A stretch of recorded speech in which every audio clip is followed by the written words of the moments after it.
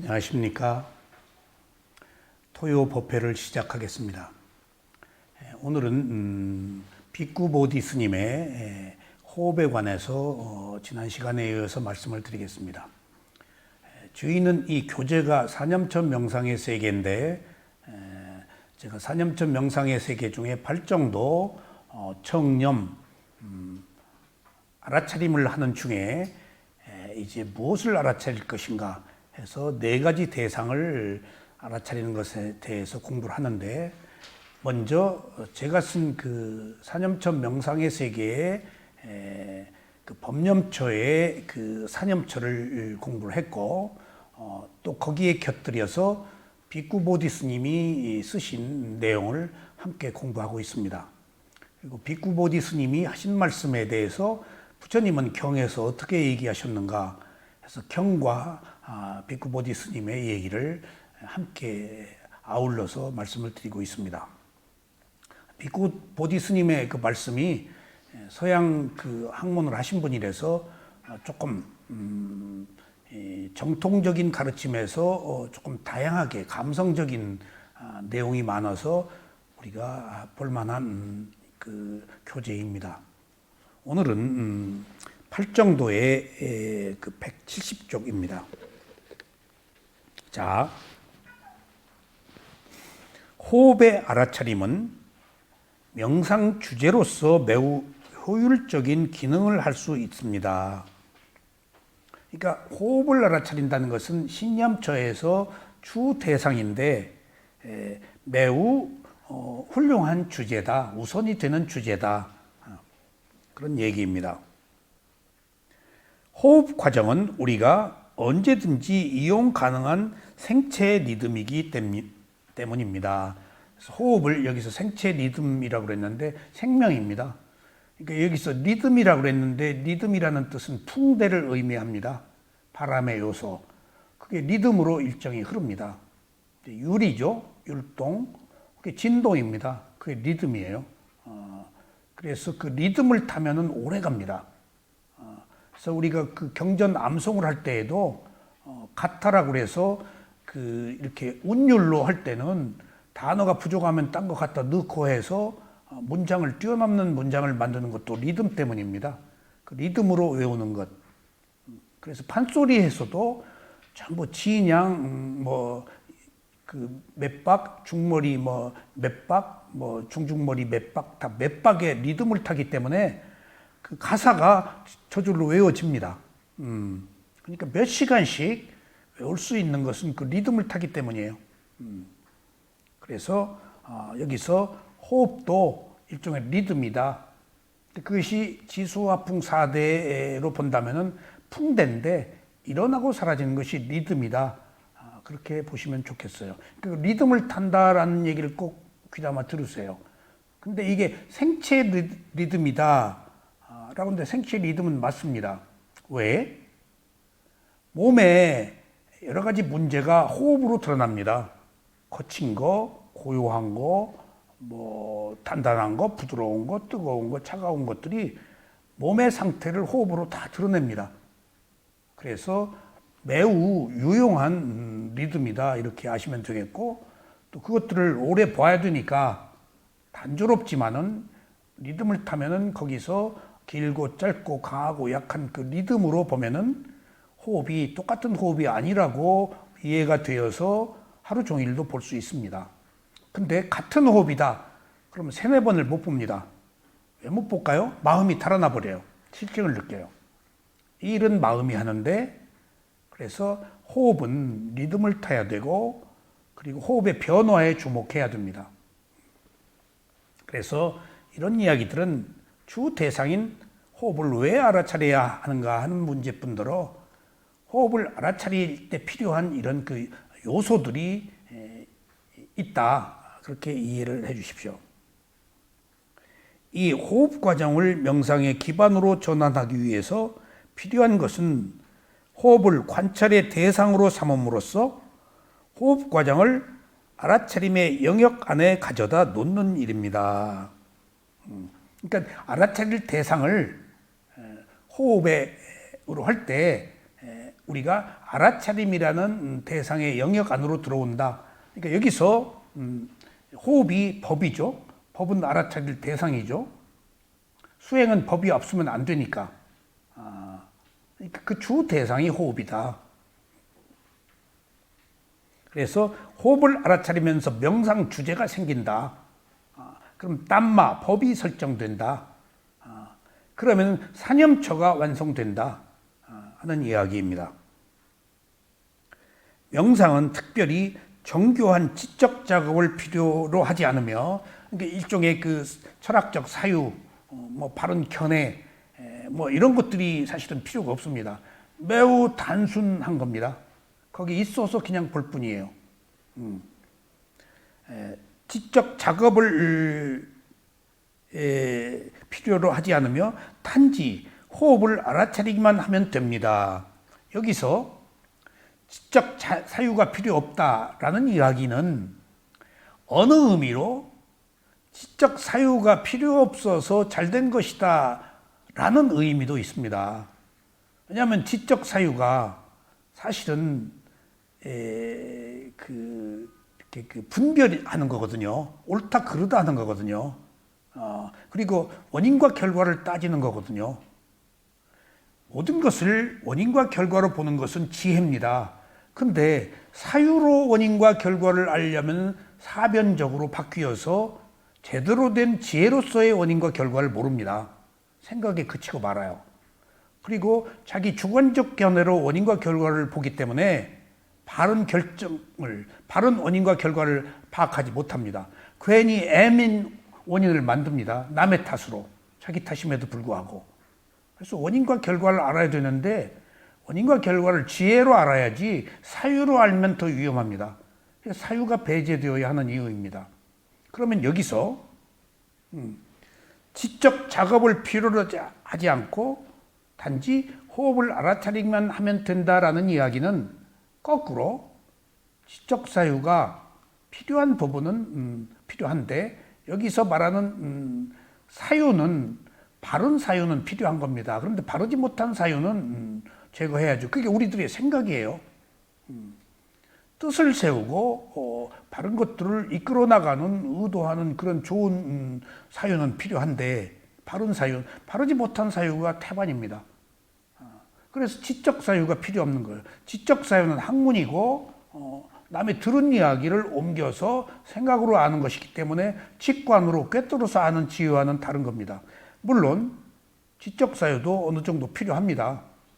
근데 그런 지적 사유를 바탕으로 반드시 직관의 지혜가 꼭 필요합니다. 그런데 그 어느 경우에 직관을 방해하는 것이 지적 사유가 될 수 있기 때문에 그런 부분에 있어서는 지적 사유도 선별적으로 우리가 받아들일 건 받아들이고 제거해야 될 건 제거해야 됩니다. 그런데 그 지적 사유를 일단 끊는 것이 호흡이라는 얘기입니다.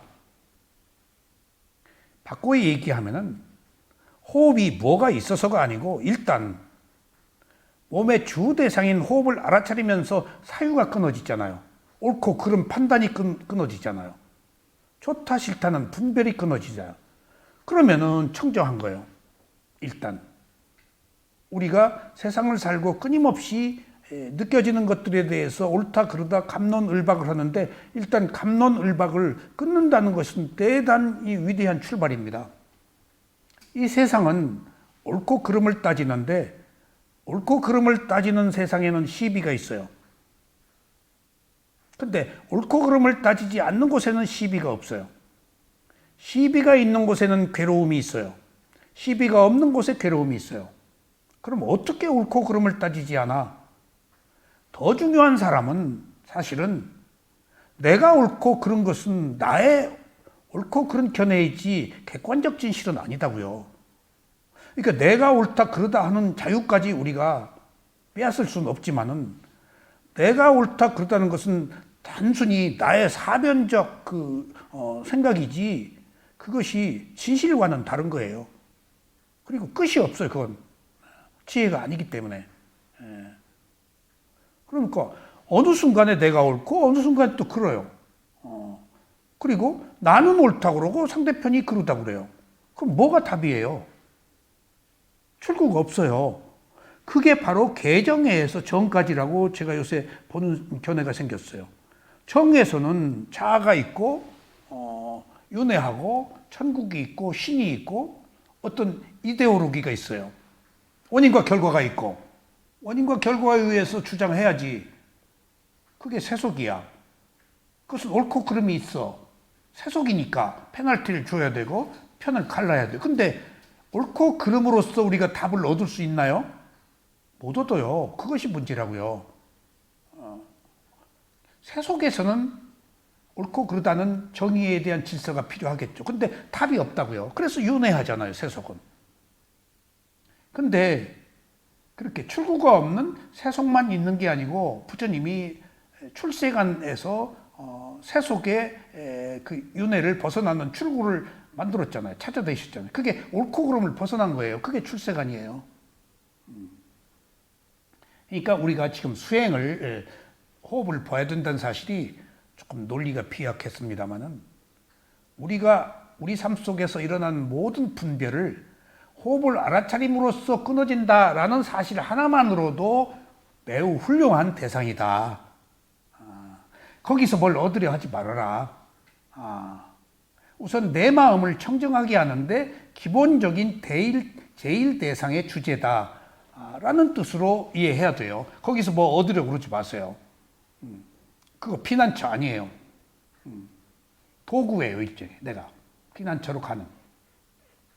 그러니까 일례를 들면은 저도 그런 의문에 빠졌었던 것이 이거 호흡 알아차려서 뭐돼? 호흡에서 뭐 나와? 라고 생각을 했는데 생각을 끊는다는 의미에서 호흡이 필요했더라고요. 그리고 이미 호흡 속에 무상고무화가 다 있지만은 아직 보는 힘이 없어서 못 봤을 뿐이에요. 계속 보면 있어요, 나중에. 그리고 그 호흡은 나의 의도로 되지 않는 것까지도 발견을 했어요. 호흡은 생명력이잖아요. 모든 것은 의도가 있어서 일어나는데 우리 스승이 호흡엔 의도가 있냐 그랬더니 의도가 있기도 하고 없기도 하다. 그게 무슨 말이냐? 생명력이기 때문에 업의 수명이 살아있는 동안에는 호흡이 있다. 그러니까 내 의도가 없어도 호흡은 있다. 근데 어느 경우에 또 의도가 있다, 호흡은. 깝깝하면 숨 들어 쉬려고.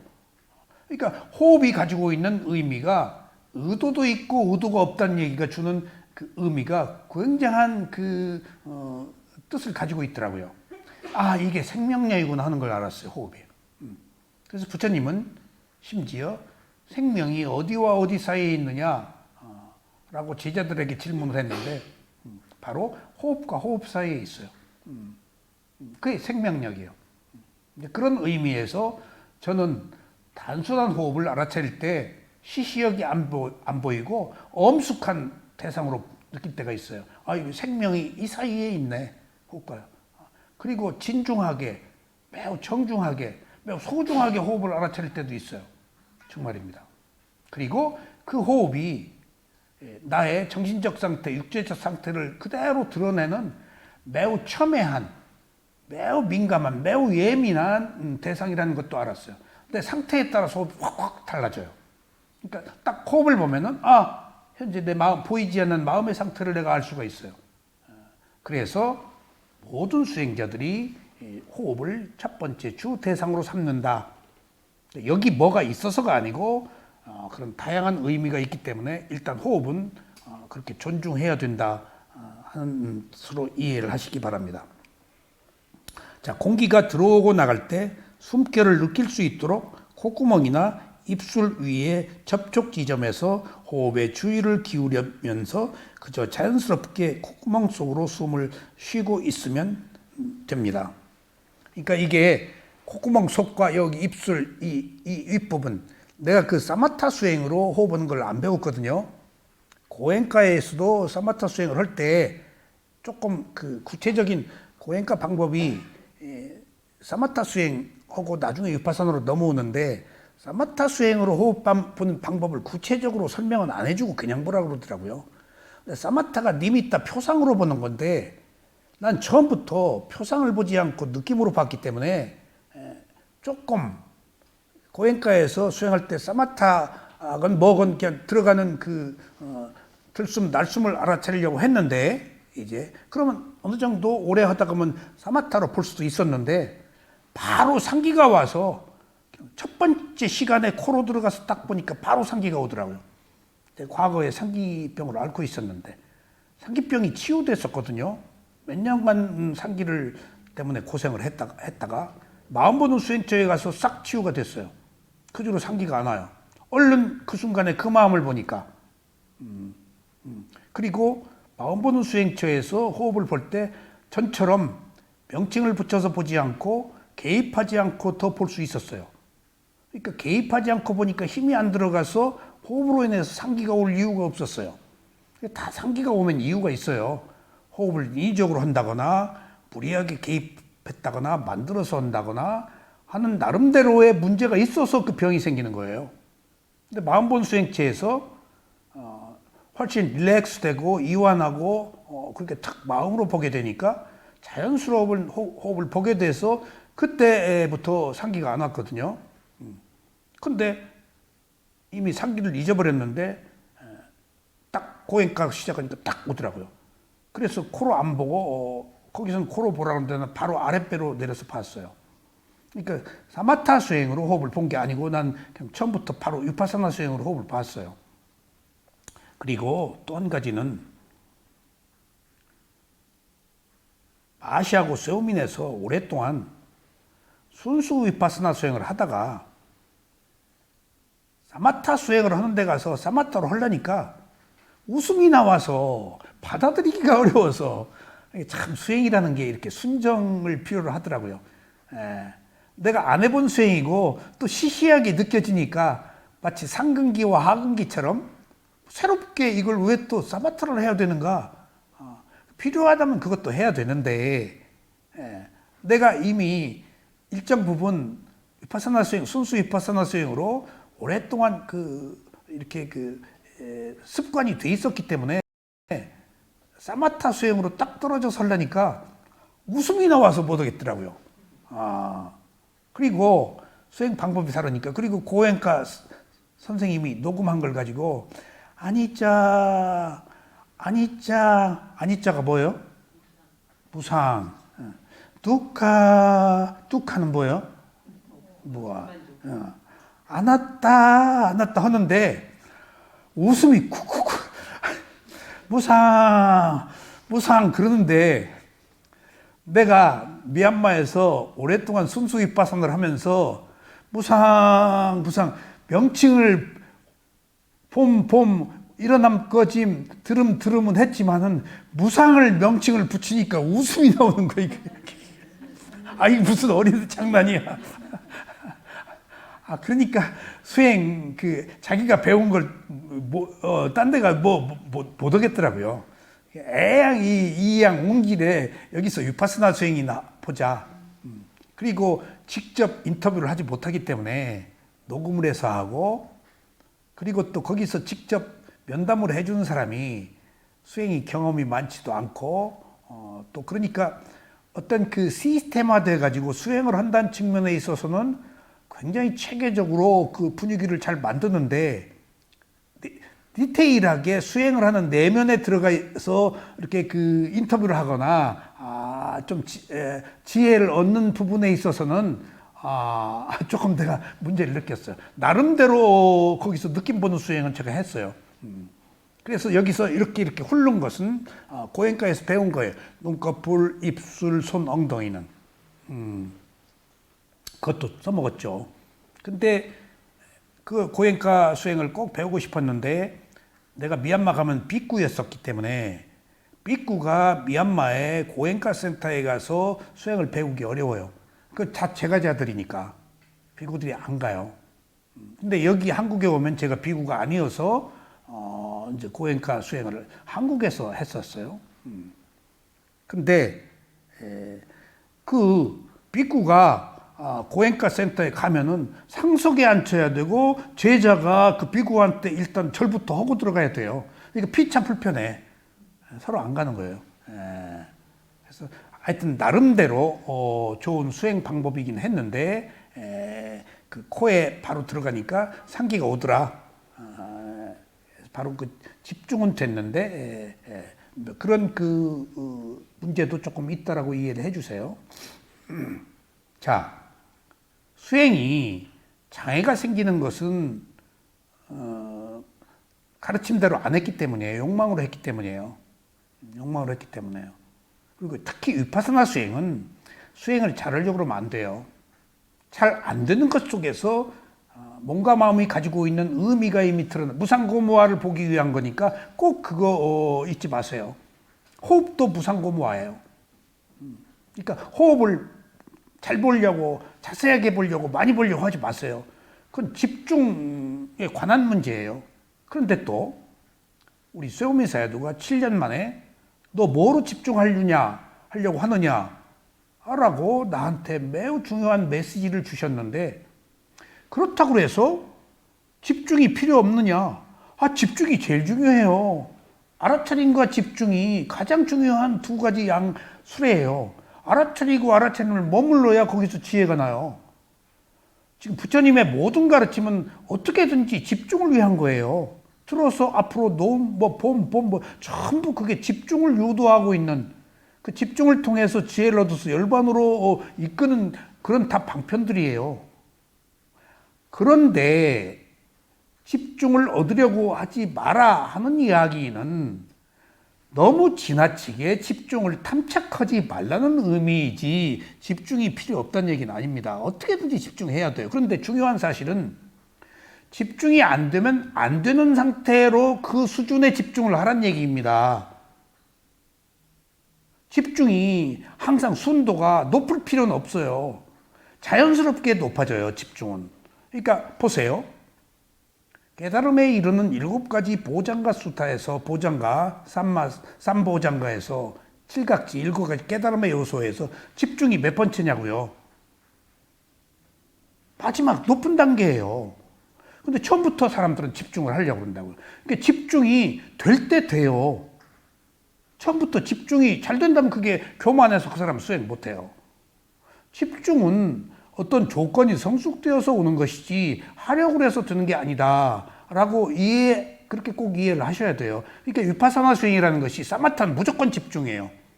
무조건 누르고 보는 거예요. 무조건 집중이 근본 삼매예요.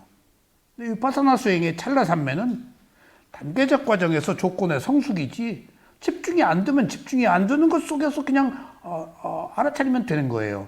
이게 위파사나의 특징이에요. 개입하지 않는 것의 특징. 수행을 잘하려고 하지 않아야 된다는 거예요. 잘하려고 하는 게 욕망이니까. 근데 우리가 너무나 욕망을 가지고 살아와서 수행을 함에 있어서도 잘하려고 하지 않을 수가 없어요. 호흡을 보려고 하면은 개입하지 말려고 해도 개입을 안 할 수가 없어요. 무조건 개입인데. 근데 개입을 얼마나 부드럽게 하느냐, 적게 하느냐 하는 차이지 있는 그대로 볼 수가 없어요. 우리는 그 부처님 수준이에요. 그러니까 기록이나 가르침이나 그런 데는 바른 것을 표현하고 바르지 못한 것은 표현 못하지만 실제 우리가 바른 것대로 실천을 할 수가 없기 때문에 수행에 괴리가 있어서 책대로 안 되고 스승님의 가르침대로 안 되는 거예요. 그래서 그것을 풀어주는 게 실수행에서 스승과 인터뷰예요. 책은 어떤 그 총론이고 강론이 수행의 인터뷰에서 그것들을 있는 그대로 드러내어서 자기에게 적합하도록 맞는 옷을 입혀주는 게 인터뷰예요. 책은 상관없이 그냥 딱 무슨 옷이다라고 정해져 있어요. 사이즈 없이. 하지만은 나는 내 수준이 있잖아요. 그런 의미에서 그래서 수행이 복잡한 거예요. 그래서 계속 나는 내 기준으로 하려고 그러는데 원론적으로 위파사나 수행의 참 뜻은 내 기준을 버리라는 건데 이게 지금 어려우니까 계속 대화를 통해서 내 기준을 지금 유예하는 끊임없는 그런 인터뷰를 해야 돼요. 듣고도 또 내 기준으로 가버리니까 반복하는 길밖에 없어요. 나도 남한테 기준 버려라 하고 나는 또 내 기준으로 해요. 나도 그러니까 누군가 얘기를 듣고 누구 가르침을 또 들어야 돼요. 내 기준을 버리려면은 남한테는 내 기준 없이 법을 얘기하죠. 근데 나는 또 내 기준으로 한다고요. 그런 것과 같습니다, 이게. 그래서 이때 호흡을 통제하거나 자기가 예정해 놓은 리듬 속으로 끌어들이려고 해서는 안 되고, 그러니까 인위적으로 만드는 것. 근데 우리나라의 기존의 단전 호흡은 인위적으로 만들죠. 그 큰일 납니다. 정말 가능한 한이면 만들지 마세요. 왜냐하면 생명력이기 때문에. 그러니까 몸의 상태를 호흡이 리듬으로 표현하고 있는데 몸이 요구하는 호흡이에요. 그게 얼마나 생명력이라는 것이 호흡이 살아있어서 생명력도 있지만 호흡을 통해서 피 속에 지금 산소가 들어가고 있잖아요. 그리고 호흡을 통해서 이산화탄소가 배출되고 있잖아요. 우리 몸에 있는 가스. 그런 의미에서 호흡보다 좋은 약은 없죠. 생명력이면서 수명이면서 진짜 몸에 가장 좋은 영향을 주고 쓰레기 또 청소하는 거예요. 이산화탄소 배출해서. 그러니까 만들지 말아라. 근데 사마타 수행은 만들 수 있어도 위파사나 수행에서는 만들지 않습니다. 근데 사마타 수행에서도 만들면 안 돼요. 호흡은. 그러니까 이제 내가 이제 수행을 하다 보니까 명칭을 붙이니까 나도 모르게 만들어지더라. 근데 명칭은 그럼 왜 붙여?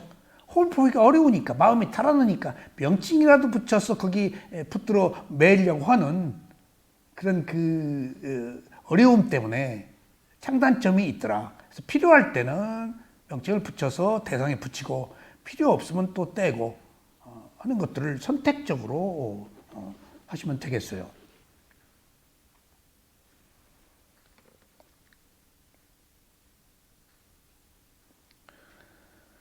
그래서 이때 호흡을 통제하거나 자기가 예정해 놓은 리듬 속으로 끌어들이려 해서는 안 되고 자연스럽게 들이쉬고 내쉬는 과정을 그저 주의해서 관하기만 해야 합니다. 여기 이분이 마음챙김이란 얘기, 관한다는 얘기, 알아차림이란다는 얘기 이런 것들을 다 함께 혼용해서 쓰시고 번역을 했더라고요. 아마 영어는 그러진 않았을 거예요.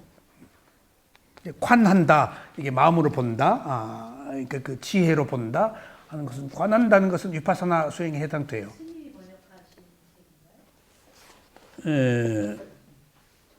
전병재, 이게 옛날에 번역한 것 같아요. 옛날에 초기 한문으로 된 단어들이 많이 나와.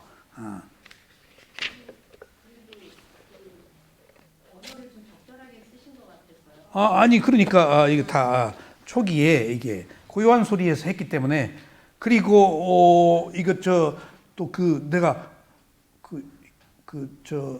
사유타 니카야에서 공부할 때 거기에 강목 스님이 번역하셨는데 현전하는이라고 그게 나오대. 현전하는 기억이라고 그랬는가요? 예, 그 사유타 니카야 할 때. 예? 아이고, 그게 지금 사띠가 일이 기억이 있잖아요. 내가 잊어버렸었는데, 거기서 또 배웠어. 사띠가 일 기억이야. 무슨 기억이야? 과거를 기억하는 거야? 알아차림을 기억하는 거야? 알아차리는 것을 기억하는 거야? 알아차림을 기억하는 건데, 정광법사님은, 삼마디티, 그러니까 팔정도의 를 가지고 가는 것을 기억하란 말이란데, 지금 김 교수님이 정광 목사님한테 들은 얘기로 기억이 그런 바른 지혜까지를 포함하는 기억이다. 나는 아니다. 그냥 단순히 알아차리는 것을 기억하는 거란 말이다. 라고 얘기를 했더니 담마키티 스님이 뭐라고 그랬는가 하면, 내가 말하는 것은 무슨 사띠? 그냥 사띠고, 김 교수가 말하는 사띠는 뭔 사띠? 삼마 사띠다. 그러니까 답이 나왔어. 근데 현전하는 기억이란 말이 나와서, 맞아. 알아차림이라는 사띠의 기억이 현전하는 기억이요. 이게 그 말이 뭐야? 내가 전에 현전한 기억이란 말을 많이 썼었어요. 근데 잊어버렸어. 현전한 기억이 뭐야? 알아차리지 못할 때 알아차리는 것을 기억하란 말이에요. 현재로 가지고 오란 말이에요. Here and now. 지금 수행은 현재로 오는 거거든. 현전하는 것. 그러니까 현전, 한문이요, 그게. 앞전자요. 어려워요. 그게 현전이 마음자리일 수도 있어. 지금 여기 파리묵강일 수도 있어. 현재로 오면은 지금 마음이 현재로 온 거 아니야. 마음이 현재로 온 마음자리야. 그러니까 그 포괄적 의미로. 그래서 옛날에 그 번역한 사람들이 현전하는 기억이란 말을 썼더라고요. 그래서 나는 그렇게 처음부터 쉽게 이해를 해서 현재로 가져오는 것이구나, 이 기억은. 알아차림의 의미가. 그래서 잊어버린 걸 알았어요. 예. 관이라는 의미에는 그게 있지 않아요? 볼관, 위파사나 얘기예요. 한문이에요. 그 마음으로 본다라는 뜻인데, 관이라는 위파사나 해 지관해서 멈출지 관할 때 지혜 수행을 의미해요. 그러니까 이게 한문으로 번역하니까 관은 위파사나를 의미하고 지는 선정 사마타를 의미해요. 이것을 또 다른 말로는 지관을, 또 다른 말로는 뭐라고? 정의 쌍수라고. 호흡에 대한 알아차림을 통해서 우리는 이제 나와 오늘 제가 산만한 생각의 타래를 잘라내고 헛된 상상의 미궁 속에서 정처 없이 방황하고 있는 상태로부터 벗어난 현 시점에 확고하게 서게 된다. 이게 오늘 제가 말씀드린 내용이에요. 적어도 호흡을 보고 있는 데는 망상 안 한다는 얘기지. 사유에 안 빠진다. 현재로 온다. 그러니까 그것 이상 뭘 기대하지 말아라. 왜?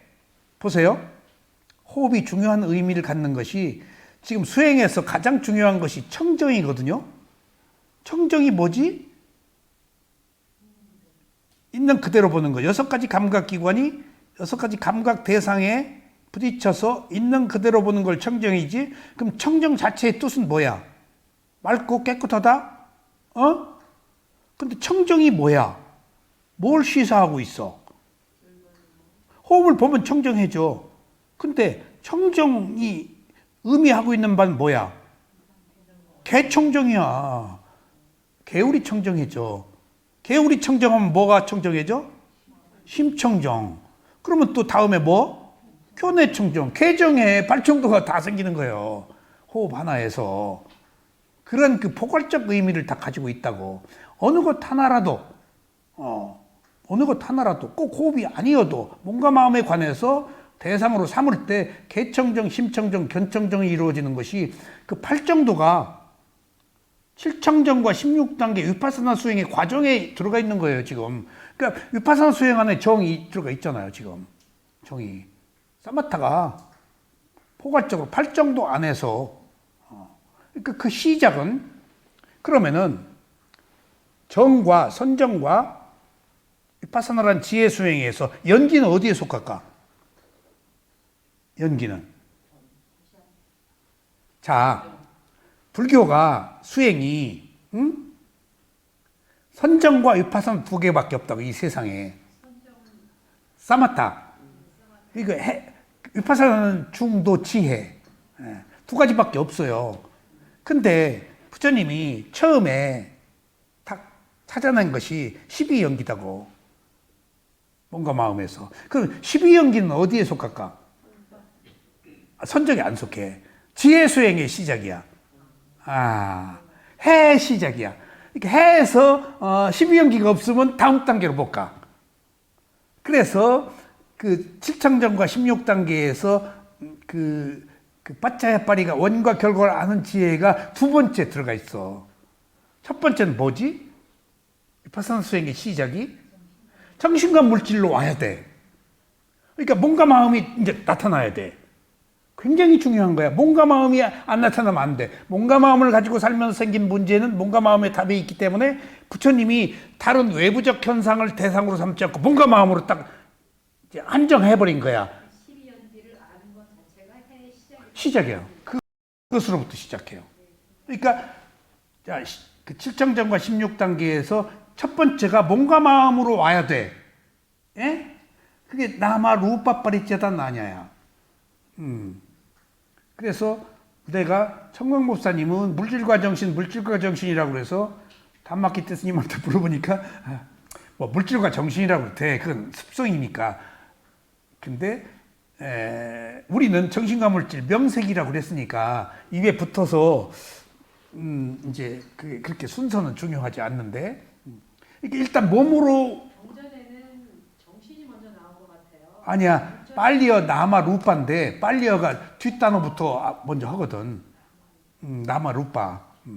근데 우리는 습관적으로 정신과 물질 마음이 이끈다는 의미에서 이제 또 쓰기도 하는데 아비담마에서 그 순서가 음. 정신 쪽이 먼저 나오고 저 물질이 그러니까 이제 지도하시는 분이 물질 정신 자꾸 그러니까 그게 내 귀에 걸려서 한번 물어본 거예요. 뭐라고 하든지 상관없어요. 그놈이니까. 근데 일단 몸으로 와서 정신과 물질이 있어. 위파사나 수행의 지혜에서. 두 번째가 뭘까요? 빨리 원인과 결과를 아는 지혜야. 그러니까 이미 자 보세요. 정신과 물질을 구별하는 1단계의 지혜가 아니고 거기 냐나 이해라고 그래요. 낮은 단계의 지혜예요. 원래 지혜는 통찰지혜, 무상고무화를 의미하고 수행에서 얻어지는 단계적 과정의 지혜는 냐나 이해라고 그래요. 이해, 암이라고 그래요. 아르마리, 이해. 지혜는 무상고무화예요, 사실은. 근데 거기다 무상고무화를 두드러지게 표현하기 위해서 통찰지혜, 인사이트 메디테이션이라고 꼭 쓰지. 통찰이라고. 그러면은 두 번째가 정신과 물질을 구별하는 지혜, 두 번째가 원인과 결과를 아는 지혜에서 연기야. 거기서부터 위파사나가 시작돼요. 그리고 세 번째가 뭐지? 삼마사냐 나나 현상을 바라보는 지혜지. 거기서부터 부처님은 위파사나로 봐. 그러면 누가 1단계, 2단계를 위파사나 수행의 16단계 이체에 끌어들였느냐? 붓다고사가. 붓다고사는 16가지 안에 다 집어넣어 버렸어. 개청정, 심청정, 견청정을. 그래서 7청정과 16단계로. 마시사도 그 가르침을 그대로 쓰시더라고. 근데 부처님은 현상을 바라보는 지혜, 무상으로부터 위파사나 수행으로 10가지 해버려요. 거기 12연기 빼고, 도가 빼고, 위파사나만. 예비단계의 도로. 그것은 어떻게 구획 정리를 하느냐 하는 문제이기 때문에 붙일 수도 있고 따로 떼어날 수도 있는데 붓다고서는 7청정과 16단계로 전체로 크게 조명했고 부처님은 12연기 먼저 해놓고 다음에 위파사나는 삼마사나냐 현상을 보는 지혜로부터 시작해. 그러니까 위파사나가 얼마나 고급해. 이미 12연기 졸업하고 무상으로부터 시작하는 거예요. 그러니까 아무나 못 오지. 무상은 지혜잖아요. 근데 깨달음을 얻는 무상이 아니고 이미 시작하는 낮은 단계의 무상이지. 일단 변한다, 잘 안 된다, 내 마음대로 안 된다는 것부터 시작하는 거예요. 내가 망상이 많이 들어온다, 수행이 안 된다, 여기저기 막 온 데서 쑤시고 결린다 하는 모든 것들이 이미 위파스나 수행의 법이 드러나고 있는 거예요. 그러니까 아직 그걸 보는 힘이 없어서 호흡부터 봐야지. 그럼 그 호흡에 무상이 다 있다고요. 그래서 이것은 근기에 따라서 하는 수행이기 때문에 수행은 자기 근기에 맞춰서 하는 거라서 이렇게 맨투맨 개인적으로 다 하는 것들이 필요해서 무엇이 옳다, 어떤 방법만이 확실한 것이다 라고 말하기는 어렵습니다.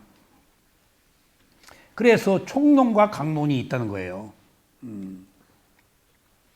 자, 왜냐하면 호흡하고 있는 것을 알아차릴 때마다 그것을 진실로 알아차리는 것이면 우리는 결코 과거나 미래에서가 아니라 현 시점에서 그것을 알아차리고 있는 것이기 때문입니다. 또 나왔네요. 현 시점이 중요하다. 시제가 과거, 미래로 가면은 관념이다. 파산 수행은 실제이기 때문에. 왜 실제여야지? 지혜 수행이라서. 과거, 미래는 사유고. 여기 지금 있어야 돼. 그러니까 지금 여기 있어서 현재 있어야 돼. 왜 현재 있어야지? 장작을 비벼서 불이 나는 게 지혜인데 장작은 계속 지나가면서 시제가 현재 있잖아. 과거에 불이 못 붙잖아. 미래에도 못 붙고 지금 여기에 있단 말이에요. 지혜가 최종적 우리들의 목표라면 현재로 오는 게 중요해요. 그리고 우리가 너무나 과거 미래에 살아서 현재가 얼마나 중요한 건가를 모르고 있었기 때문에 과거, 미래에 사는 것은 관념적인 삶이지 실제한 삶이 아니에요. 우리가 한평을 생을 살면서 과거의 후회, 미래의 두려움 속에서 거의 모든 생의 상당 부분을 허비하고 살았어요. 지나간 거 연연해서 뭐예요? 차가 있기 때문이에요. 오지 않은 거 두려워해서 뭐예요? 차가 있기 때문이에요. 어리석어서 그래요. 수행을 하는 이유는 현재로 와서 있는 그대로 볼수록 괴로움이 적어진다는 큰 의미가 있어요. 그러니까 현재로 와야 된다는 것의 큰 메시지는 지혜는 두 번째예요. 세 번째예요. 네 번째예요. 첫 번째는 뭐예요? 괴롭지 않다는 겁니다. 굉장히 중요한 거예요. 부처님이 행복의 조건에 현재로 오는 것이다 라고 딱 정의하셨어요. 그러니까 천인이 세존 보고 세존이시여 어떻게 제자들이나 세존은 하루에 한 끼니밖에 안 먹는데 얼굴색이 저렇게 좋고 저렇게 깨끗하고 저렇게 행복합니까? 세존한테 물어봐. 천인들은 모르니까. 천신들은. 그러니까 세존이 여기 봐라 앉아있는 저들. 그들은 지나간 과거를 후회하지 않고 오지 않은 미래를 두려워하지 않고 지금 현재에 머물러 있기 때문에 그들은 행복하다라고. 행복의 조건의 제1성이에요. 그러니까 우리가 위파사나 수행이 왜 필요한가? 현재에 와가지고 과거 미래를 차단함으로써 지금 이 순간에 내가 행복하고 마음이 고요해져서 과연 무엇을 어떻게 해야 될 것인가에 대한 단계적 과정의 지혜가 성숙될 수 있다는 거예요. 현재에서. 과거는 사유야. 미래도 관념이고. 현재에 있을 때 내가 오직 다스릴 수 있는 것은 현재야. 과거, 미래는 다스릴 수가 없어. 그래서 계속 모든 수행에서, 힌두교 수행에서도 히어렛 나우 그러대. 뭐 같은 수행이겠지. 거기도 열반이 있으니까. 근데 여기서 말하는 열반하고는 다르거든. 또 대승에서도 관세음보살, 아미타불 다 그게 최고로 좋은 얘기 아니야. 최고로 좋은 얘기. 근데 최고로 좋은 얘기에 뭔가를 바라고 의지처로 삼기 때문에 열반이 존재가 돼버려서 거기 의지하고 있잖아. 가르침으로 머물러서 우리가 그것을 늘 함께 가서 도움이 되도록 해야 되는데 존재로 만들어서 귀해버리니까 관념이 돼버린 거예요, 그게. 예. 이게 관념과 실제에 있어서 얼마나 중요한 문제예요. 그러니까 위파사나 수행은 실제를 보는 것이라서 지금 있는 그대로 보는 것이라서 옳다 그러다 하지 말란 얘기예요. 실제에 옳고 그름은 없어요. 옳은 것도 있고 그런 것도 있잖아요. 근데 우리는 판단하고 있잖아요. 옳다 그러다는 세속적 문제예요. 실제의 문제에서는 선악도 없어요. 하나의 현상일 뿐이지. 이게 딴맛, 법이 주는 의미예요. 지금 우리는 분별하지 말아라, 옳다 그러다 하지 말아라, 좋아하고 싫어하지 말아라는 얘기는 거기 새로운 업을 짓는 거잖아. 새로운 업을 지면 합당하게 그 업에 대한 과보를 받아야지. 그러니까 내가 지금 받을 것을 뭔가를 받으려고 지금 하고 있다고 지금. 그러니까 보세요. 내가 지금 이후에 어떤 의도를 가지고 어떤 행동을 할지 몰라요, 여러분들. 내가 내 마음이 같은 마음이 아니잖아요. 여러분들 불확실한 시대에 살고 있어요. 지금 어떤 위험에 내가 처할지 몰라요. 그러니까 나도 지금 이후에 어떤 의도를 가지고 어떤 행동을 할지 몰라. 불확실해. 불투명해. 때가 없기 때문에 마음은 매 순간 변해. 이거 인정해야 돼요. 늘 경계를 게을리 하지 말아야 돼. 그러면 또 두 번째. 내가 지금 이후에 어떤 상황에서 무엇을 당할지 몰라요. 내가 무엇을 행동할지도 모르고 무엇을 당할지도 몰라요. 행동은 내가 지금 여기서 의도해서 만들어서 선택할 수 있는 거죠. 그럼 당하는 것은 어떨까? 과거에 한 거 내가 당하는 건데. 그러니까 이렇게 우리는 불투명한 불확실한 시대에 살고 있어요. 그러니까 현대 문명의 이기를 너무 믿은 나머지 고속도로에서 자율주행으로 갖다 놓고 가다가 차를 박았어. 그러니까 선업이 공덕이 없었으면은 이제 어떻게 됐을지 모르겠어. 선업이 공덕이 있어서 몸 하나 안 다쳤어. 그런 문제가 그러면 자동차 회사에서는 자율주행차라고 팔았어. 근데 자동차 회사 보고 이 자율주행이라고는 왜 안 되냐? 그럼 자동차 회사는 그건 옵션이다. 될 수도 있고 안 될 수도 있다. 조항에 그게 있나? 그걸 믿은 사람이 바보지. 예. 하여튼 그 자율주행을 믿고 맡긴 것도 내가 깜짝 놀랐어요. 그러니까 완전히 바뀐 건 아니에요.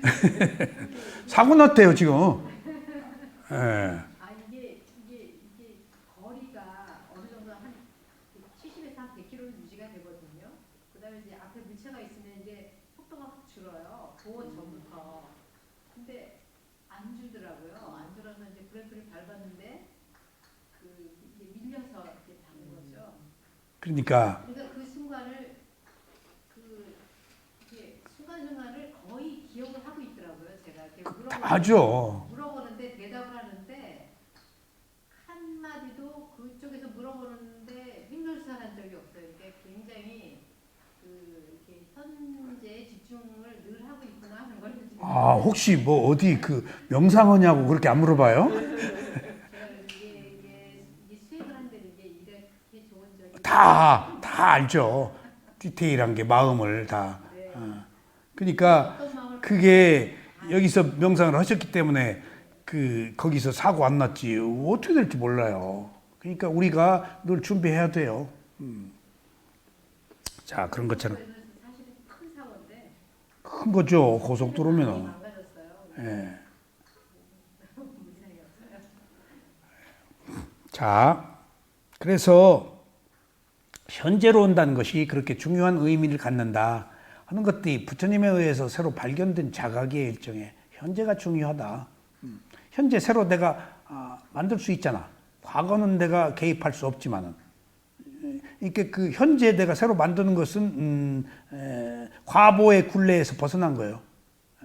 현재 이전에는 이제 과보의 굴레가 지금 함께 있지만은 내가 선택할 수 있다는 여지를 만든다는 것은 우리 인간이 가지고 있는 특권이기 때문에 살려야 돼요.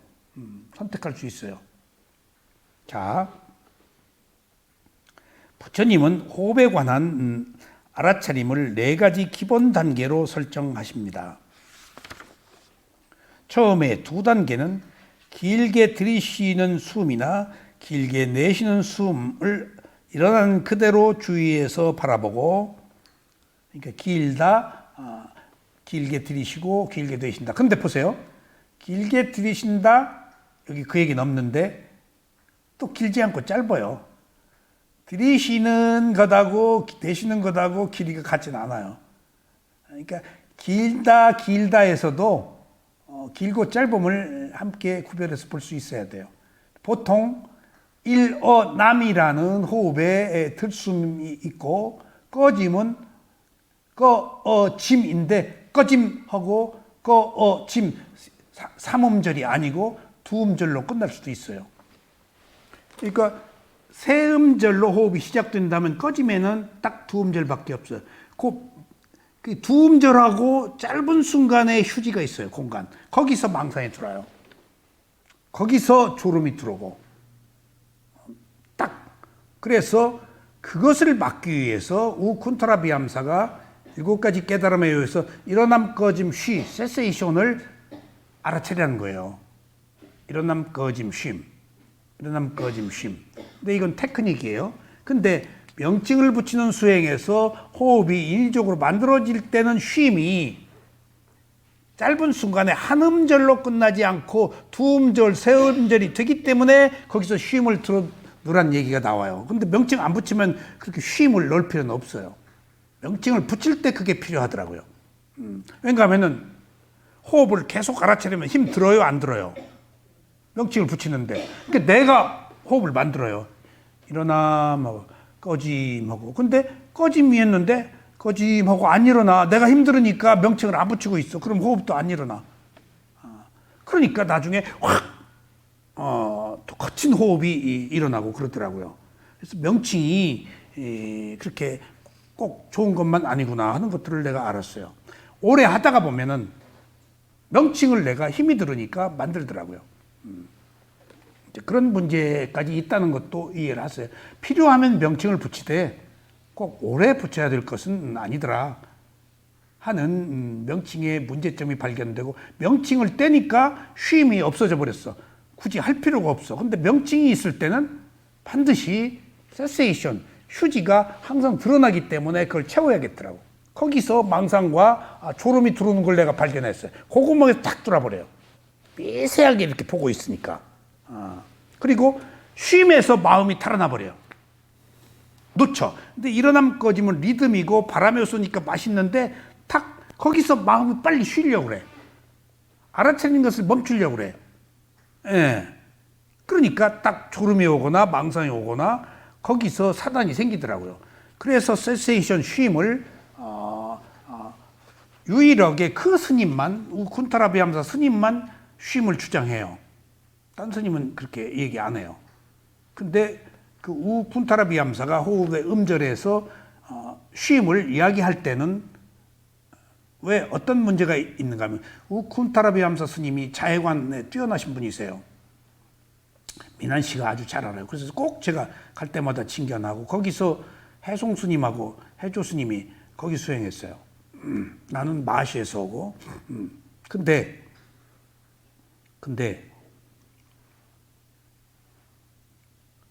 호흡을 길게 느려 뺄 때는 내가 호흡을 있는 그대로 보지 않고 내 의지대로 호흡을 끌고 가기 때문에, 그런 경우에는 호흡에서 의도를 보면 안 돼요.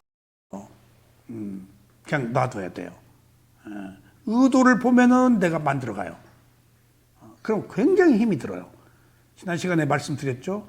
제가 명칭을 붙여 수행할 때 저녁 6시 되면은 이제 저녁 5시에 티타임 차 마시고 법당 가야 되거든요. 그러면은 거의 기어서 가다시피 했어요. 체력이 방전되고 막. 근데 그걸 몰랐어요. 그걸 스승한테 아는 거 아니에요. 제가 스스로 알았어요.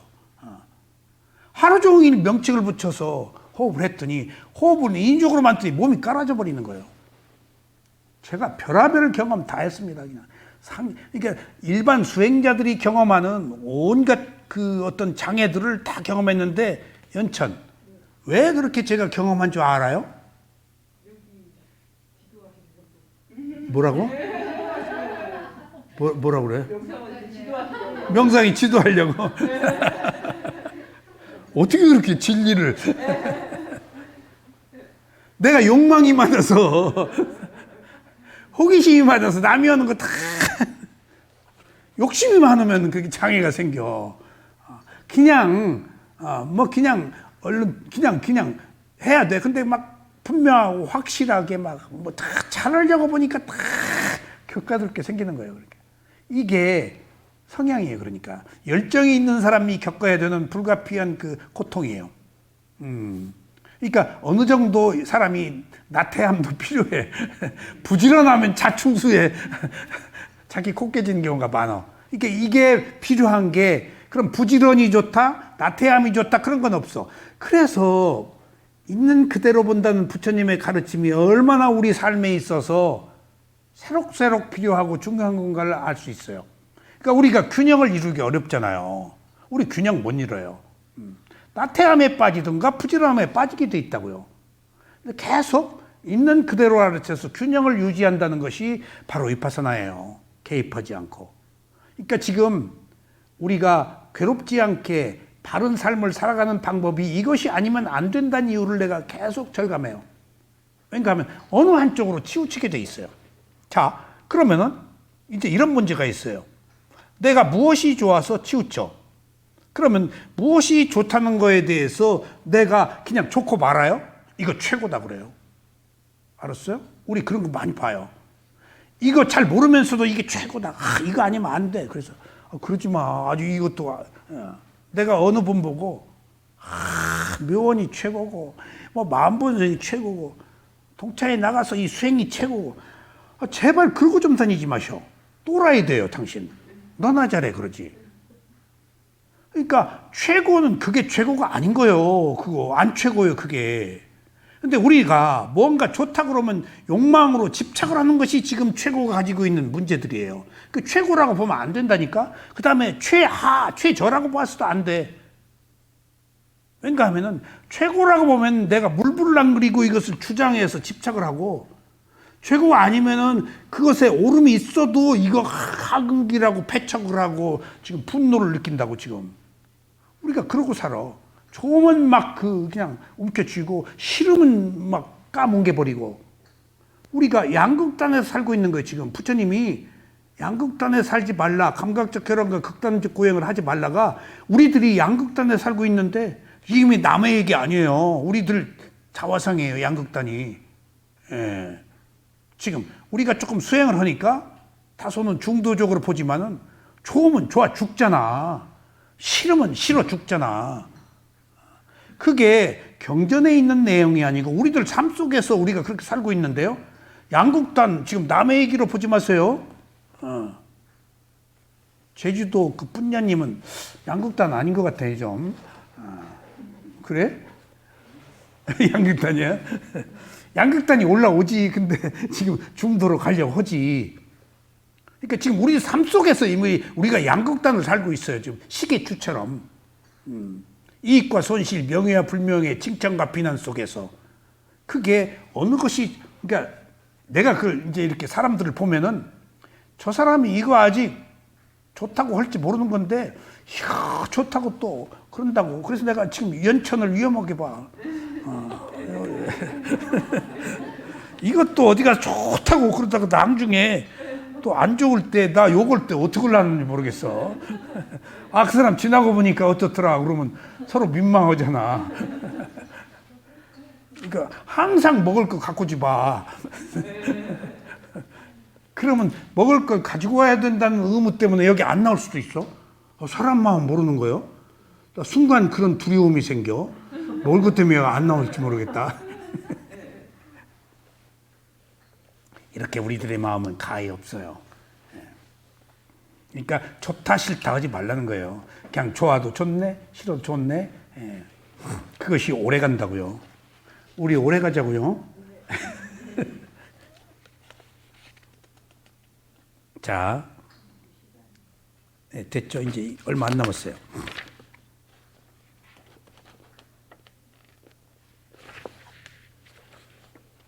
자, 호흡은 오늘은 이거 호흡 끝내야 돼요. 그래서 길게 들이쉬고 내쉬는 것, 또 짧게 들이쉬거나 짧게 내쉬는 것. 여기에 들숨과 날숨 중 어느 쪽을 먼저 해도 상관없습니다. 그러니까 날숨, 들숨. 근데 일어남, 꺼짐, 일어남, 꺼짐 하다가 보면은 나중에 참 중요한 얘기네. 꺼짐부터 탁 나올 때가 있어요. 왜 꺼짐부터 나올 때가 있는가 하면은 푹 꺼져. 팍 차고 올라가고. 거기서 시작과 중간은 그렇게 중요하지 않다. 어느 때나 알아차림만 있으면 된다. 호흡이 들고 나는 것을 그대로 바라보되 가능한 면밀히 관찰하여 지금 이 호흡이 긴지 짧은지 주목할 수 있도록 한다. 이 얘기가 지금 호흡이라는 단순한 것에서 실증을 느끼기 때문에 호흡의 변화, 그 맛을 알려면, 왜? 마음이 실증이 나면 달아나니까 마음이 재미를 붙여야 돼요. 재미가 없으면 안 돼요. 오른발 왼발에서 호흡에서 마음이 재미를 느끼도록 하면은 모양으로 보면은 재미가 없어요. 되풀이되니까, 관념이니까. 여기 중요한 거예요. 리얼리티, 실제를 봐야 돼요. 그 실제가 뭐야? 지수화풍이에요. 단단하다, 부드럽다, 길고 짧다, 가볍다, 무겁다 하는 그런 범주야. 그래서 호흡에서는 바람의 요소가 부풀었다가 수축했다 팽창하는 것. 반드시 이걸 꼭, 여기서는 길고 짧은 거라고 부처님이 말씀하셨는데 길고 짧은 것도 변화야. 호흡에서는 바람의 요소, 그게 풍대로 봐야 맛이 있어요.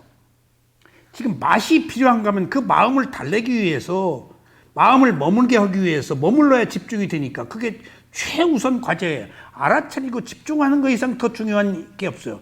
그러니까 모든 테크닉이 알아차리고 집중을 어떻게 유지하느냐 하는 문제에 있어서 관념이 아닌 실제를 봐야 되고, 4대, 몸에서는 4대를 봐야 돼요.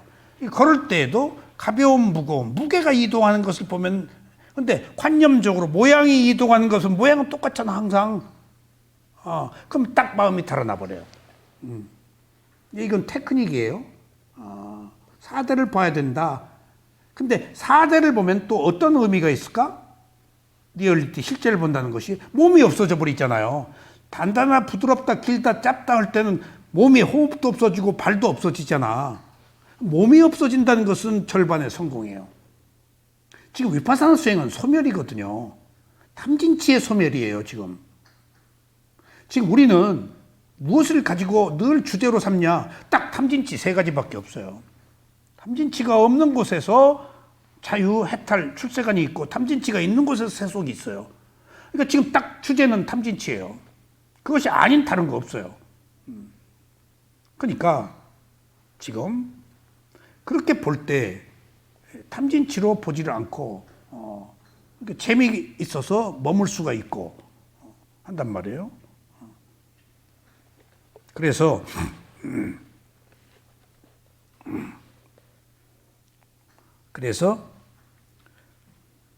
점점 더 짧은 질을 주의하도록 한다. 알아차림이 점점 더 예민해지면 들숨의 시작부터 중간 과정을 거쳐 끝날 때까지, 그리고 바로 이어서 날숨을 시작으로부터 중간 과정을 거쳐서 마지막에 이르기까지 호흡의 운동의 온 과정을 하나도 놓치지 않고 따라갈 수 있게 된다.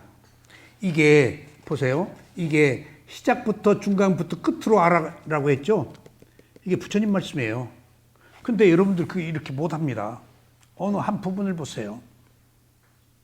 시작과 중간과 끝을 볼 수 있는 것은 지금 책이니까 이렇게 최고의 경지를 이렇게 봐야 되는 어떤 그 당위성, 그 가치를 전제했지 누구나 이렇게 못 봐요. 시작과 중간과 끝은 볼 수가 없어요. 우리 힘이 그렇게 못 따라 나가요. 자기 힘이 못 미쳐요. 그러면 수행 안 해요. 수행 안 해요. 이게 중요해요. 여기서 책은 이렇게 나와 있는데 이 책을 못 보게 하는 이유는 책은 완성편이고 모든 것들을 다 집약해서 여기 다 갖다 쏟아부은 거예요. 옳은 거. 근데 우리는 저 밑단계에 있는데 시작과 중간 끝을 어떻게 봐? 책에서는 이렇게 말해야 돼. 이게 참고서예요. 근데 실제 나는 시작과 중간 끝을 못 봐요. 왜? 집중이 되어야 시작과 중간과 끝을 비로소 볼 수가 있어요. 그 집중은 뭐냐? 실각지에서 높은 단계에 가야 집중이 돼요. 그렇게 어려운 거예요, 집중이. 그때 시작과 중간과 끝이 보인다. 그러니까 잘 보려고 하지 않아도 다 보여. 근데 초기에는 잘 보려고 해도 아무도 안 보여. 이것들을 받아들여야 돼요. 안 보이는 것도 받아들이고 노력하지 않아도 집중의 단계에서는 시작과 중간 것이 다 보여. 그래서 제가 수행을 하면서 느낀 게 때가 되어서 나타날 때가 되어서 자연스럽게 드러나는 것이지 나는 처음부터 드러나려고 대쉬를 하면 안 된다. 그러니까 이게 굉장히 그 중요한 시각인데 인류사에 대한민국처럼 이런 비극적인 극단적인 상황에 처한 나라가 없잖아요. 지금 휴전선을 맞대고 아직도 포 쏘고 뭐하고 이런 첨예한 그냥 빨갱이로 몰리고 그냥 하여튼 늘 위협에 사로잡혀 있고 근데 내가 이 세상 일을 지엽적으로 보지 않고 전체로 보는 시각이 생기면서 어떤 것들을 받아들이기 시작했는가 하면은 사악한 거, 잘못된 거, 그릇된 거, 삿된 견해를 받아들이기 시작했어요. 그것이 있어서 말인즉슨 그것이 있어서 바른 견해가 있다는 것은 우리가 이론으로 말할 수 있지만 실제 그래요. 바른 것만 있으면 교만해져요. 오래 볼까요? 항상 삿된 것이 있어서 바른 것이 더 탄탄해지고 견고해지고 완전히 처음부터 바를 수는 없잖아. 그러니까 모든 일이 잘 되는 과정에서 반드시 잘 안 되는 것들이 꼭 끼어 있더라고. 내가 크게 놓고 본다면은 내가 좌충우도로고 살아서 지금 이 수행을 하고 무엇이 가치 있는지를 늘 알았다라고 좌충우도라고 어긋나서 사는 거에 대해서 오히려 지금 감사하고 느끼고 있는 것처럼 이런 얘기를 들었어요. 세계에서 한국이 분단의 비극을 이렇게 겪는데 이것은 한국이 세계에서 1등 국가가 되기 위한, 세계 중심 국가가 되기 위한 매우 기본적인 시작이었다. 6.25 일어난 것은. 6.25가 가장 비참한 그 동족상잔의 아픔 속에서 얼마나 많은 사람 죽고 배를 굴고 빠져 죽고 한강에 다리 끊어서 이승만 박사 그 대전에 가 계셨어요. 그냥 소리 없이 끊었어요. 내가 배 타고 피난 내려갔어, 서울에서 1.4 때. 거기 끊어져 가지고 자동차 사람들 많이 떠밀려서 그리고 서울은 안전하다 대전 가서 그러고 계셨어. 욕 좀 먹었죠 나중에. 그런 혼란이 오히려 근데 그 얘기를 듣고 또 한 번 뭘 하신 분이 그 얘기예요. 크게 뭘 보시는 분인데 저런 시각으로 불합리하고 불편부당하고 어떤 그 잘못된 것도 잘 되기 위한 하나의 과정으로 보니까 옳고 그름을 따지지 않는 그런 의미에서 굉장히 거시적인 시각이구나. 그런데 그분이 딱 뭐라 그러는가 하면은 6.25 전쟁이 나서 세계 16개 국가가 참전했다는 거예요. 이미 그때부터 한국은 세계의 나라가 됐다는 거예요. 또 그렇게 놓고 보니까. 대한민국에 누가 관심이냐. 그때 세계가 다 그냥 아프리카에서도. 지금도 우리가 콜롬비아, 에티오피아 빚 갖고 있잖아, 지금. 그래서 글로벌 인터넷이 세계화 됐다는 거죠, 한국이. 누가 한국 땅에 이게 왔겠냐는 거예요. 그때부터 우리는 세계를 다스릴 거대한 국가로서 자리매김했다. 말 되네, 이게. 아니야. 큰 시각으로 놓고 보면. 아니야. 아니, 내가 이렇게 놓고 보면 대구를 갔더니. 역사적으로 보면 이게 이미 고려 시대 때 이 고려라는 나라가 세계화된 나라였었거든요. 예. 그런 식의 역사. 그러니까 이제 그건 견해인데 대구를 갔더니 최근에 이렇게 장이 된 거에 대해서 막 사람들이 막 그 사람이 되지 말아야 될 텐데 막 흥분을 하고 막 인터뷰를 막 혼자. 그러니까 나는 대구에도 이런 사람이 있나? 그리고 이렇게 딴 사람 눈치 보니까 근데 막 무슨 독립운동 같이는 되지 말았으면 됐다고 막. 그래서 대구에도 그런 생각을 가진 사람이 있을 때 무슨 소리를 하냐고. 그 이제 내가 진정을 시키고 그러지 말아라. 무슨 일이든지 업의 과보로 그럴 수밖에 없었다. 그래서 이렇게 놓고 보니까 이제 크게 보면은 좋은 일 속에 항상 안 좋은 것들이 끼어 있기 마련이더구나. 어떤 일이나. 그러니까 우리가 지금 이 시대에서 위파사나 수행을 한다는 것은 좋다 싫다 옳고 그름을 따지 않고 그것이 가진 의미들, 우리는 적어도 출세관을 살고 있기 때문에 그런 지역적 문제로 벗어나자는 것이 우리들의 지금 사명이에요. 그런데 세속은 그런 지역적 문제에 빠져 있지. 그런데 더 큰 시각으로 보면은 항상 크게 발전하면서 안 좋은 일들이 끼어 있더라고요. 그러니까 그런 것들을 보면은 저 안 좋은 것들은 우리를 더 자각하게 하고 더 깨우치게 하고 더 좋은 일조차도 교만에 빠지지 않도록 하는 늘 끊임없는 그 악화가 양화를 구축하는 그런 사물의 이치구나. 우리 안에 선한 마음과 악한 마음이 있었기 때문에 저건 업의 과보의 현상으로서 분명히 함께 안고 가야 될 문제야. 근데 중요한 것은 어느 쪽으로 우리가 가느냐 하는 문제예요.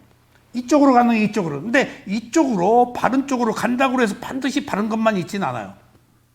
내가 이 부처님의 가르침을 펴고 정법을 하고 대한민국이 2500년 만에 되고 정법 수행하는데 이게 무슨 가시밭길이 있을 수도 없고 많은 사람들이 여기 모여서 그냥 일구월침 부처님의 가르침을 펼 줄 알았더니 그 교만이었어요.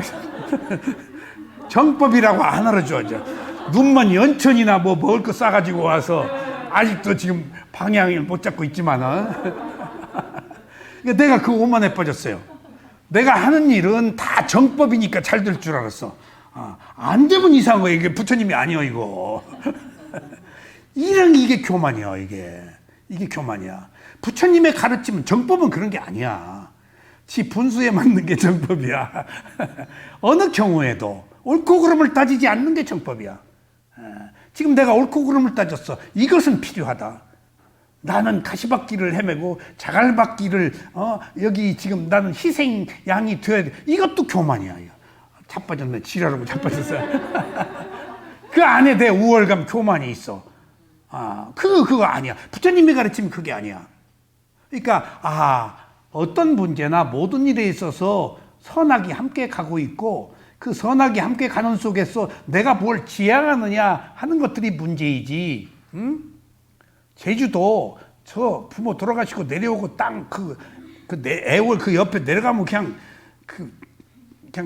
아주 땡땡거리고 살 텐데도 안 가고 가서 선원 좀 만들면 내가 가끔 좀 가려고 그랬더니 자기 업에 과보가 안 미쳐 지금. 어쨌거나 나름대로 주어진 삶을 살고 있는 것에 있어서 우리는 못 벗어나요. 자기 분수 지키고 알맞게 사는 것이 최고의 행복이에요. 그러니까 무리하게 정법이다 정의다라는 이름으로 붙이는 것은 자기 교만이에요. 부처님의 가르침은 그게 아니에요. 여기 몇 명이 오든 무엇이 어떤 세력을 갖든 아무 소용없어요. 지금 괴로움이 있느냐 없느냐 하는 그런 문제이지 허장성대 외형적으로 성장하고 얼마나 신토가 많고 어떤 세력 그게 부처님의 가르침과 무슨 상관이 있어? 우리들의 그 행복과 평화에 있어서 무슨 의미가 있냐고요. 그게 관념과 실제에 있어서 뭔가를 추구한다는 것은 전부 관념이고 실제는 지금 여기 있는 이 순간에 내 마음이다고요. 내 마음이 고요하느냐 불안하느냐 하는 문제예요. 아셨죠? 자, 끝나갑니다. 자, 그리고 세 번째 단계는 길다 짧다 하는 거죠. 세 번째 단계는 온몸으로 호흡을 분명하게 느껴서 알기. 전체로 그러니까 부분적으로 보고 경전에 지난번에 나왔잖아. 몸 전체로 보는 것. 그래서 제가 지금 몸을 전체로 봐라라고 하잖아요. 전체로. 그리고 전체로 봤을 때 어느 부분이 두드러진 위치가 뭔가 해서 찾아 들어가라. 전체로 보는 것을 저는 우쿤타라 마시에서는 그렇게 못 배웠어요. 쇠오민에서 전체로 보라는 얘기를 못 들었는데 우쿤타라 비암사가 경행을 할 때 전체를 포대자루를 씌워서 보듯이 전체를 봐라. 그래서 딱 서가지고 포대자루를 씌우듯이 이제 수행을 처음에 할 때니까 스승의 얘기가 중요하잖아요. 자, 포대자루를 씌워 이렇게 쭉 훑어. 그게 어느 순간부터 왜 포대자루가 꼭 여기서 나오지? 포대자루로 씌워 여기서부터 쭉 훑어. 그러니까 포대자루가 관념이야. 여기서 알아차리면 돼. 근데 말을 함에 있어서 포대자루로 씌우듯이라는 것은 위에서부터 아래라는 것을 리얼하게 설명하기 위해서 포대자루야. 관념과 실제가 이런 문제가 있어요. 그러니까 뭔가 드러내기 위해서 하는 관념 포대자루를 나는 꼭 포대자루 그거 나중에 오랜만에 버렸어. 이제 포대자루 생각 안 나. 근데 스승의 책이 쓰여 있기 때문에 꼭 포대자루. 그러니까 어느 순간에 그런 관념을 벗어나야 돼요. 여러분들이 스스로 집중이 됐을 때 진국 알게이만 남은 관념을 벗은 거예요. 그러니까 지금 몸이라는 관념이 오른발 왼발 할 때 일어남거짐 할 때 이미 바람의 요소 무거움 보면 이미 몸이 없어지잖아요. 관념이 없어져 버린 거예요. 리얼리티 실제만 있는 거예요. 거기에서 뭐가 나와? 거기에서 무상이 나온다는 얘기예요. 거기에서 진실한 무상이. 몸이 없을 때 몸이 있으면 무상 안 나와요. 그러니까 몸이 있을 때 오는 무상은 관념 속에서 생긴 무상이라서 완전한 무상이 아니지. 사물의 이치가 모든 질서가 무상이다라고 보는 그런 것들은 몸과 마음 호련이 떠난 상태에서 생기는 거예요. 그러니까 그 위파사나 수행의 집중이 공연이 필요한 게 아니고 이런 단계적 과정의 지혜가 성숙되기 위해서 꼭 이렇게 거쳐야 될 것은 거쳐야 됩니다. 자, 마지막으로 네 번째 단계인 몸의 기능을 가라앉히는 호흡과 이에 관련된 신체의 기능들 극도로 가늘고 섬세해질 때까지 점차로 가라앉히는 것입니다. 그러니까 이제 가늘고 섬세하고 이 얘기는 뭔 줄 아세요? 호흡이 안 보여요. 그런 때까지도 어딘가에 집중이 되면 안 보는 상태까지도 그때는 맥박 봐야지. 몸에 어디에선가 그때는 몸에 어떤 느낌을 보면 되지. 그거 없으면 안 보면 돼. 마음 보면 돼. 꼭 봐야 되는 건 아니야. 그러니까 네 단계에서는 미세하고 가는다 하는 것은 집중이 되면은 리듬이 약해진다. 왜? 내 마음이 평온하니까. 가장 적은 파동, 가장 적은 진동 그것만 있다. 그러니까 내가 감지 못해. 그래서 호흡이 사라졌다고 말하는 것은 사라지면 죽으니까 사라질 수는 없는데 내가 감지할 수 없을 정도로 그렇게 된 상태에서는 스승들은 뭘 하라고 그런다고? 이미 호흡이 미세해지면은 몸의 느낌도 사라지고 호흡도 사라지고 그러면 몸과 마음에서 남아있는 것은 뭐가 하나 남았어? 마음. 그때는 마음이 마음을 보는 것을 하는 거예요. 암을 봐라. 마시에서는 알물 봐라 그러고 쇠우민에서는 뭐라고? 아는 마음을 알아차리라. 그래서 거기서 내가 헷갈렸어요. 아는 마음을 알아차리라니까 딱 그냥 그 단어가 주는 이미지가 복잡해. 마음은 비물인데다가. 그래서 거기서 헤맸는데 나중에 그것을 뭔 말이냐 그랬더니 노팅하는 것을 워칭해라. 마음이 마음을 보는 것이다. 근데 마음이 마음을 본다는 얘기가 굉장히 어려워요. 근데 마음이 평면적으로 단순하게 내 마음이라고 알고 있는데 그렇게 보는 순간에는 다른 마음이라고 알고 있어야 돼요. 근데 다른 마음이라는 생각을 갖기가 힘들어요. 계속 호흡을 보고 보면서 대상에 빠져 있기 때문에 대상을 아는 내 마음이 새로 일어난 것을 못 느껴요. 우리는 아직 지혜가 없기 때문에. 그러니까 그것을 뚫어주는 게 마음은 새로 일어난다. 새로 내라. 그러니까 나중에 생긴 마음이 먼저 있는 바라고 쇠문 사회들한테 처음 들었어요. 그러니까 정신이 퍼쩍 나더라. 마음이 늘 이렇게 새로운 것이구나. 찰나생 찰나멸이란 말은 늘 들었지만은 그게 새로 일어나는 것하고 연계가 안 됐었어요. 수행을 해도. 이렇게 연계가 안 돼요. 그냥 그 부분에서 알고 말지 지혜로 연결 안 돼요. 그래서 그런 의미입니다. 호흡이 없어질 때는 이때는 아는 마음을 봐야 돼요. 이 네 가지 이 기본적인 단계 너머에는 호흡에 대한 알아차림을 깊은 집중과 통찰로 이끄는 좀 더 높은 수준의 수행들이 있습니다. 여기까지 오늘 호흡하고 다음에는 이제 몸의 움직임에 관해서 한번 보시겠습니다. 자, 감사합니다.